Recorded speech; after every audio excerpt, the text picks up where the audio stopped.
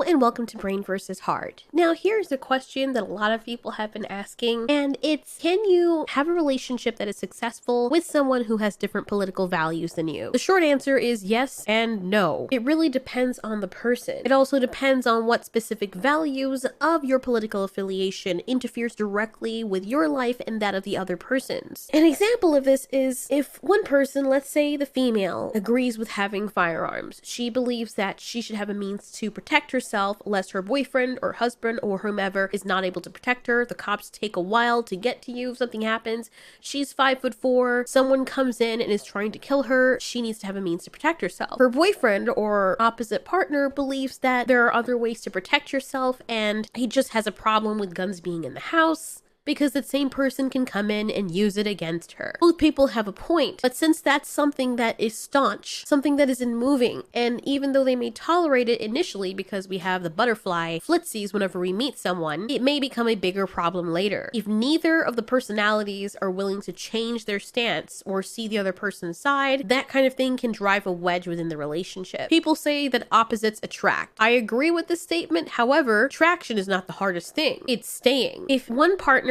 believes that there should be more government involved in society and the other believes there should be less, it doesn't directly affect them and that's something that they can disagree on, but if they're both mature adults, then they can agree to disagree. It's not something that's going to outright affect them individually or get in the way of their relationship unless they allow it to. Now, the only reason that it would become a bigger problem with certain things is if both of the parties or one of the parties is extra sensitive and expects that person to believe exactly as they believe. That's a problem because you have to understand that the person you're getting into a relationship with is not going to be your carbon copy. They're going to have some differences. Even if you guys have a lot in common, they are still their own person, or at least they should be for you guys to have a healthy relationship. So chances are that person is going to have some policies that you probably don't agree with. And what I would say to that is you have to give that person room to be themselves and to have their own line of thinking. I have seen so many family members and friends unfriend or ostracize people of the family just because they don't think the way they do. And this is very harmful for relationships,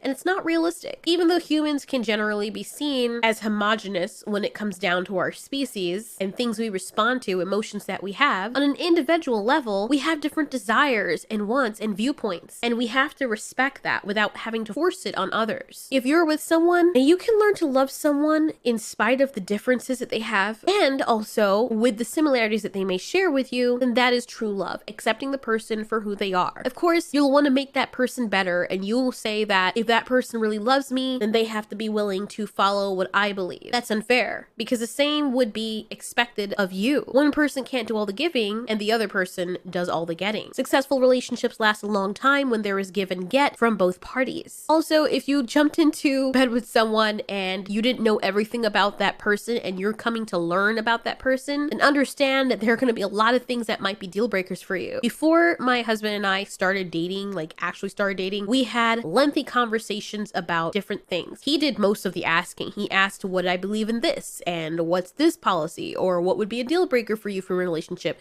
We laid out all the cards on the table ahead of time because both of us had been burned. Now, there are things that we both like. We love a lot of things. There are things that he likes a little bit more than I do because he's better at it or he has more life experience being much older than me. There are situations where either of us will do something to annoy or hurt the other, and it's something that we have to make up in our minds to change to make that person more comfortable. For example, growing up as a tomboy, I always had male friends. That was just something that was normal for me. I didn't like playing with Barbie dolls. I love playing video games. I love playing sports. Understandably, it makes him uncomfortable while we're dating or while we're married for me to have a whole bunch of guy friends. It's not appropriate. It would make him very uncomfortable. The same way it would make me very uncomfortable if he was hanging around a whole bunch of girls. It's different if we had a friend that we already had history with, like he has a female friend that we're both friends with and he has male friends that we're both friends with, and we agree on certain things. The shoe should always be on the other foot. If you're going to do something or grill someone about something you don't like, imagine what it would be like if they did that to you. I didn't start dating him and then I realized, oh my god, he doesn't like animals. I don't want to be with this person. We laid out all the cards on the table. We both love animals. We both are artistic in our own right. We both complement each other because of the things that make us different. We're able to help each other. He's very blunt and can be societally untactful, and sometimes he needs me there to keep him in check so he doesn't get angry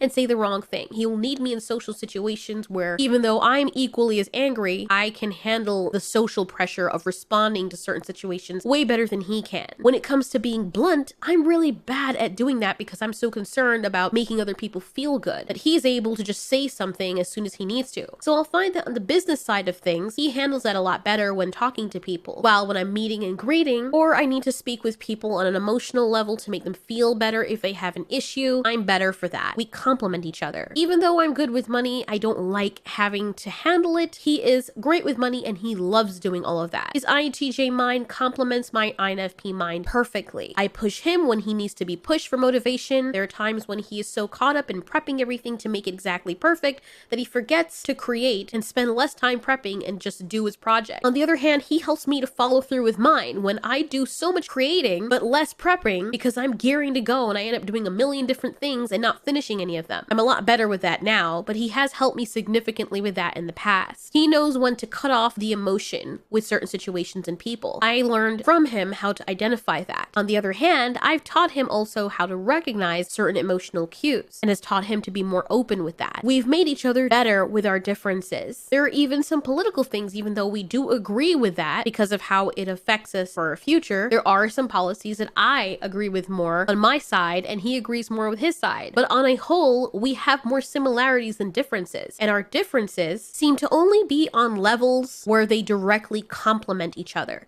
You see, if each of you, your partner and you, have differences that complement each other, like one person's great at math, the other person sucks at math but's good at English, and you're bad at English. When you have differences that can complete each other, that is another part of what you were missing, that's how a relationship can thrive. However, if your differences, if you find that the disparities mount up and drive wedges in between you and cause you guys to clash more so than to be able to complement each other, that's what is an issue for long-term relationships. I'm not talking about petty things like leaving the toilet seat up. We've already decided that in my house, he leaves the toilet seat up. In my opinion, it is harder to lift up the toilet seat than to put it down, so I don't really have a problem with him leaving the seat up. I do have a problem with him leaving the sink wet after he uses it, and I've told him about it. He forgets sometimes, but he's been really good with it because it isn't fun to lean over the sink and have your clothes completely wet because the other person left it in a puddle of water. He is amazing at what he does, and I do my best on my side, and when we come together, we work like a well-oiled machine most of the time. After the butterflies have subsided and you find that you are fighting with your significant other, or you have way more differences than similarities, that is a red flag. It doesn't mean that you're evil people. It doesn't mean that you don't love each other. It's just that realistically, you may not be the best fit for each other, and that's okay. I do agree though that it is very imperative and also can save a lot of heartbreak and time if both parties come out from the get-go to lay down what it is they like, what is they don't like, what is a deal breaker for them, and so on and so forth. Now, it's also a different situation if you are with a significant other and their views change while you're with them. Well, that's a story for another video. What are some differences that you have to your partner that you feel complete you or that just drive you nuts? Let us know in the comments. Thanks so much for watching. See you in the next video.